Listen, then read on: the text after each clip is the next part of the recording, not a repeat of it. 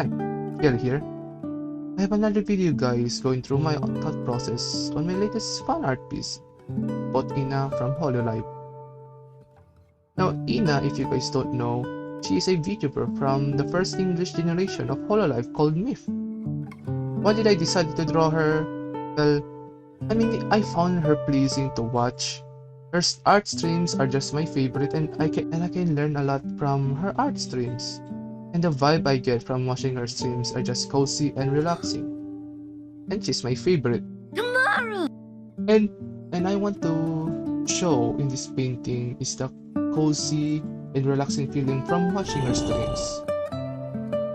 Also, I just thought it would be fun if I draw something cozy since the past two drawings I've done have this night theme, and I just want to share and I just want to try something new for a change. Now I still haven't got a hang of drawing the outside. Most of my drawings are inside or near a building.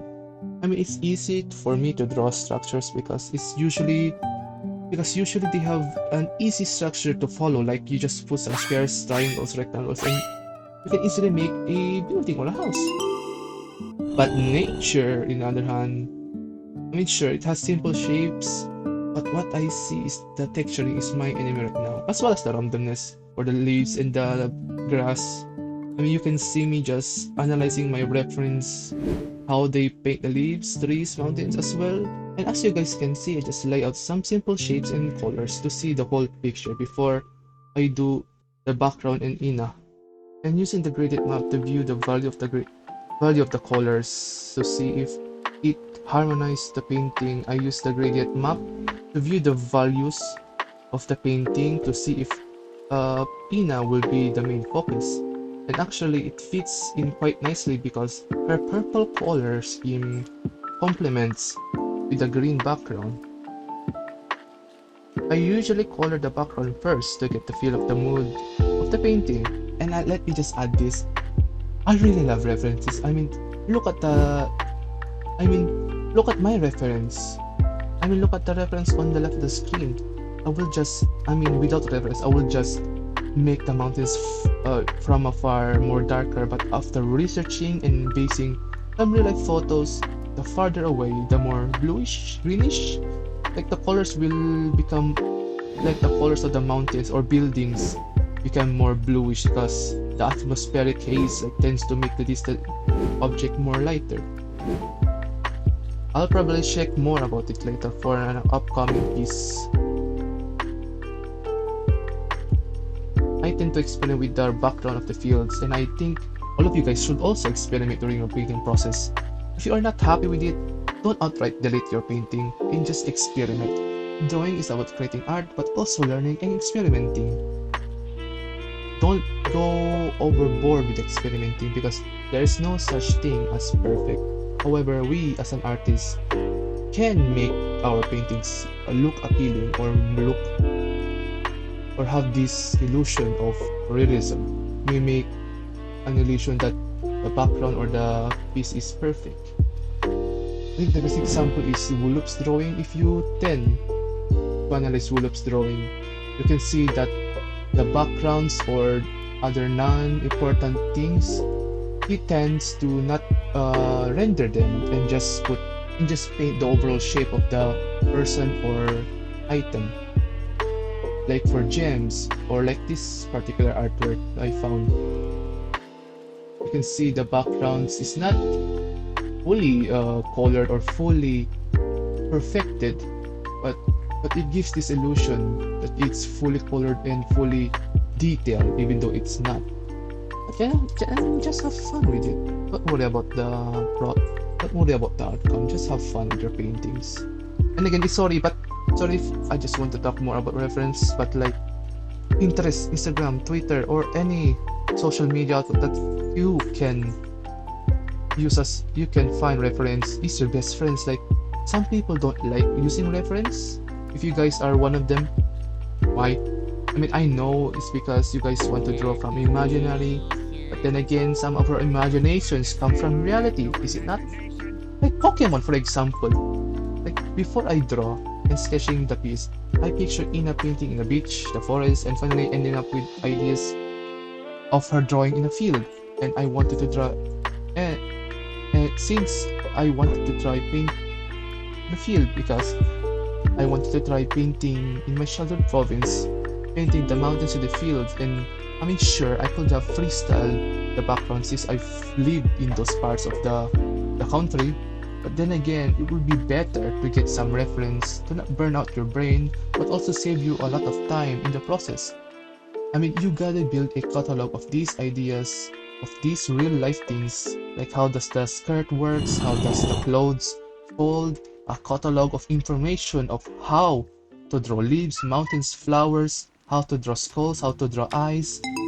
I mean, you cannot make detailed mountains from imagination if you don't know how the mountains look from afar or close up. And that's why don't be scared to use reference. I've seen countless of young artists that don't use reference because the reason is it's cheating or too lazy to find it or to find reference. You're just shooting your own foot. And I'm sorry about the rant, but I just really want. I mean, even if you guys are not artists, but like using the term, using reference can be used in a lot of other mediums like music, cooking, martial arts. I mean, you cannot make a masterpiece without learning the fundamentals, am I right? Now let's focus on Ina, shall we now? Again, in this part of the painting, I just want to try and make the face more realistic as I want to get better at drawing or painting the faces. So what I did is I tried to get some darker tone of the skin, and later on I'm just changing the value to make it more lighter, and I just gathered some or I just researched how does the face gather some light. Like here's a video linked down below from Ross Draws, really explaining how the face has this like 3 layers where the forehead has more yellow, where your eyes, nose, and your cheek usually is more pinkish or orangish or reddish, while your chin is where like mostly this bluish skin tone. So I purposely so yeah, just do some research about your painting, research about how some of these, or how does the skin gather sunlight, or just research about your piece. Like gathering more information to make your paintings more on realism if you're going through that. Now, not even in paintings, like even in anime art. Like the anime art style is just semi-realism. Sure, you can just put like one skin tone, like just a pinkish skin tone, and that's it. Then add some purple for the shadows. But then again, you'll make your skin more bland. If you see here, here's an example from my drawing like years ago, and compare it to now.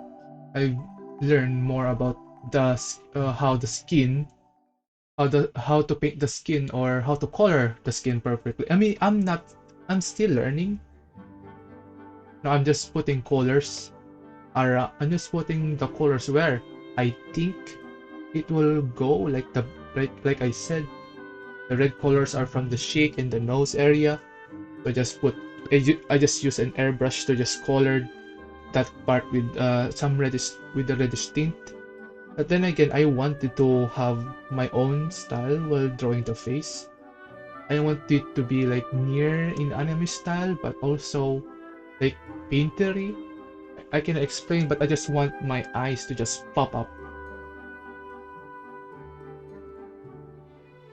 Then I think what made me like to do like, I mean, I'm not fully like dedicated to do painting my art style to be this kind of painting. I still like having a line art on my drawings. It's because the difference in painting and having like this black or line art is that you can easily feel, for me, you can easily fill up colors without worrying about the blending. While for painting, for me, it just give more freedom.